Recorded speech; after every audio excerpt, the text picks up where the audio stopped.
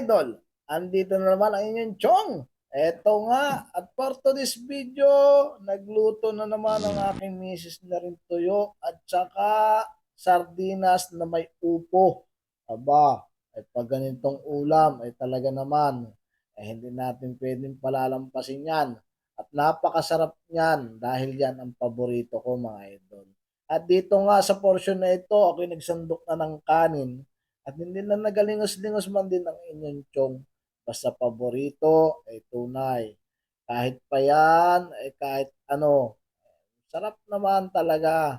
Kahit paanong luto, basta paborito, ayan, naglagay na agad man din ng isang pirasong tuyo at saka sardinas itong ayo. Ay, sinundan ko na rin maraming upo. At yung upo man din ay halagang 40 pesos. Eh, ang dami na ba yan? Ang laki. Ay pag ginayat-gayat mo ang dami na rin ay, tingnan nyo, 40 pesos saka isang sardinas ay ulam naman din mga idol. Eh ano pa? Kaysa tayo lagi magakarne ay hindi na. Ay magulay-gulay naman paminsan-minsan.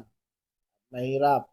At nung pagkatapos nga ni mga idol ay may panghimagas pang ubi biko ang inyong tiyongay. At kung gusto niyo pong tikman ang ubi biko na to, PM nyo lang po Anet Pansit sa Bilao o kaya yung sa kanyang profile Facebook na Anet Victorioso Piedalan. Tunay nga naman pong napakasarap at napakaligat ng kanyang biko. At yun lang mga idol, pa-share na lang po ng aking video at pa-like na rin po. Sa mga hindi po nakapalo, papalo naman po. And thank you sa inyo. Bye-bye!